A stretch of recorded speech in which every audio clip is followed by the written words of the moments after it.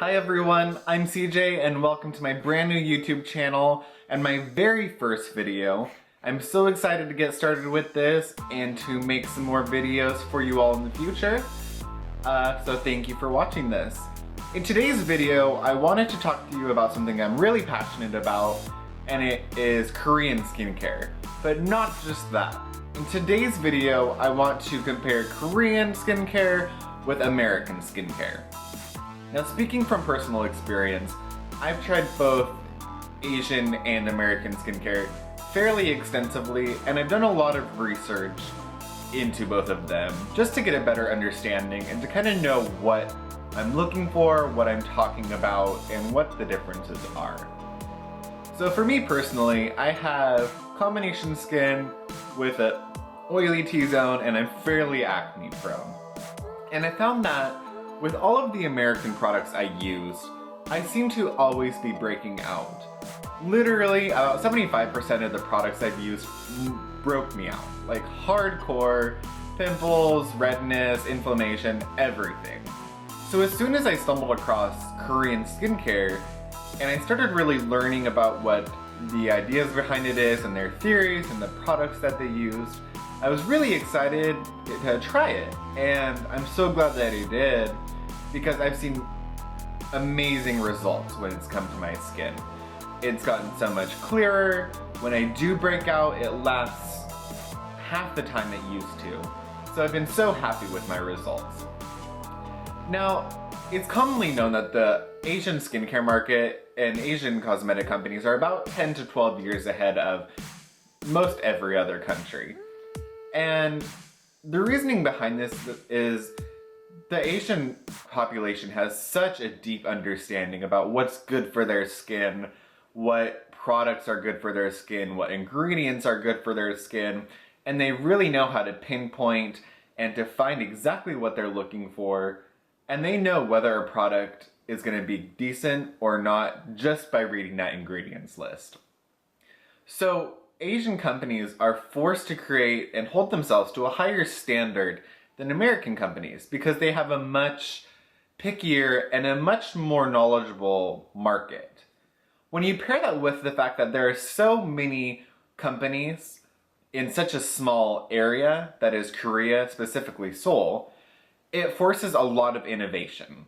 When you have this many companies in a highly competitive market, they're always pushing on each other to create better products that are more affordable, better ingredients, and more widely available. And this is just something that we don't have in America. In America, we kind of just stick with the same products, the same ingredients, a lot of fillers, and a lot of chemicals. That's the next huge difference about Asian skincare, is because they know exactly what's good for their skin. Like I said, they're really into using natural ingredients. So when you look at a lot of the Asian skincare companies like Innisfree, Skinfood, a lot of the other ones, they use actual food ingredients and ingredients that we can use and eat and just use on a normal day-to-day basis. And that's really incredible that they incorporate food products, they use traditional medicine, roots, green tea, ginseng, a lot of just really quality ingredients that aren't having to be chemically formulated.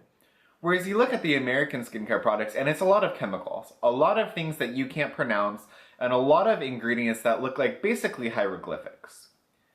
The next difference is that in American skincare, because there's nothing regulating and there's not as much of a knowledgeable population, they're able to make claims and statements that don't necessarily have to hold true. For example, a product could say, may improve wrinkles, could help with dark spots, may help reduce puffiness, etc. All of the claims we've all read and known. And in reality, the product not only could not do that, but it could have ingredients that don't have anything to do with those issues.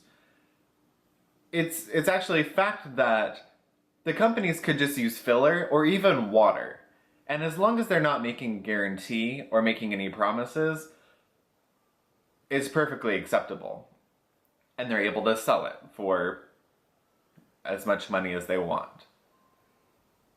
When you go into an American skincare store like a Sephora or Ulta or whatever, it's overwhelming and it's kind of astounding how expensive everything is. It seems like every product is supposed to be the latest and greatest thing, and it's supposed to be that one fix, that one hit wonder that we as Americans really look for. You know, we don't have a really developed skincare routine, and we don't have a lot of products or really invest a lot of time and effort into our skincare. So I feel like, in general, we just throw a lot of money at maybe one or two products with the hopes that it's going to be that wonder treatment that is going to just change everything. It's going to fix our wrinkles, it's going to make our skin brighter, it's going to make it tighter, it's just going to be that wonder ingredient that we're all looking for. Now, if you're like me, you thought that at one point in time, and you know it's not true. Because like me, you probably went into one of those stores, spent way too much money, maybe got a couple products, and got pissed off and probably threw them to the back of your closet because they did absolutely nothing. I can't tell you how many times I've done that. And ever since switching to Korean products, I actually found that I'm not only using the product, but I'm finishing them and buying them again. And I'm actually able to buy more products with the same amount, if not less money than I was spending on the American products, which makes me happy, and it certainly makes my budget happy because I'm not blowing money on products that are just shit, basically. There's no other way to put it. The next difference about the Asian market, and this is more of a population fact, is because, as we all know, Asia is a really, really strong and really innovative technological society. There are numerous message forums, websites, blogs, bloggers that have a lot of knowledge and a really strong opinion about skincare products. And there's a lot of forums where people can go and talk, discuss, and communicate about products.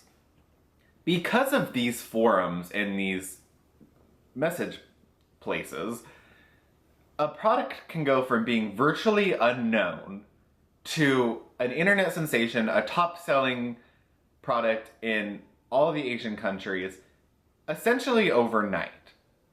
Inversely, a really big name company could produce an inferior product, and if the Asian community doesn't like it or feels that it's an inferior product, it will be pulled off the shelves in a matter of hours. This has been not only seen multiple times, but it's proven. So companies have to hold themselves to an extremely high standard because the people that they're selling to hold their products to an extremely high standard, and they know exactly what they want, exactly what they're looking for, and if it doesn't work, they will make sure people don't use it. And in America, we just don't have that. We don't really have a lot of skincare talk, a lot of skincare knowledge, and there's not, as a whole, a lot of thought put into our skin and skincare. So another difference that's not really about the products, but more of kind of our thinking around skin and skincare. When you think of America, you picture like tan skin. We want really tan, bronzed skin. You know, we want to look like we've been in the sun all day. And there's so many sunbeds and spray tans, and because of that, a lot of us forego sunscreen, not just on our bodies, but on our face. Which, we know that the sun causes a breakdown in our DNA and leads to faster aging, worsened wrinkles, and just damaged skin in general.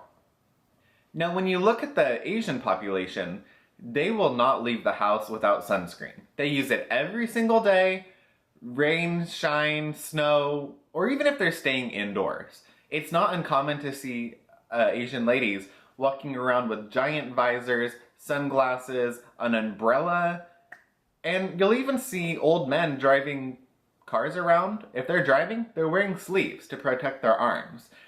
They know that the skin is so damaged by the sun and by the UV rays that they want to do everything they can to protect it.